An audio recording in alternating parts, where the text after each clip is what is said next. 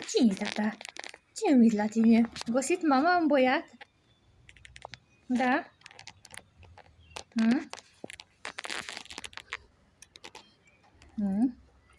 Trebuie să găsim cui băiatul. Da. Mama merge imediat. Da, se duce. Va începe persze. Jó, nimilyen szép. Persze, ott írja, hogy Ferlák, igen. Igen. De öregebb szegény. Donát, szű, drága, hogy jönök? Hé. Mi?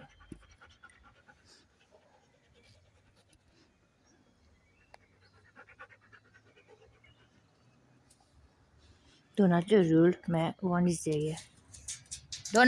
Donát, lasă-l, că el nu vrea, că e bătrân, săracul. Nu-i voie, da? Örül, de is el van fáradva, mennyit kostak itt. Persze, de csak nem hagyja békit. Nem hagyjuk békét. Lasă tata că el e bătrân, săracul. Mama imediat îl duce la medic și apoi verifică chipul. Păi să știm a cui e bine. Lasă-l, săracul, el e bătrân, tu ești tânăr. Ha.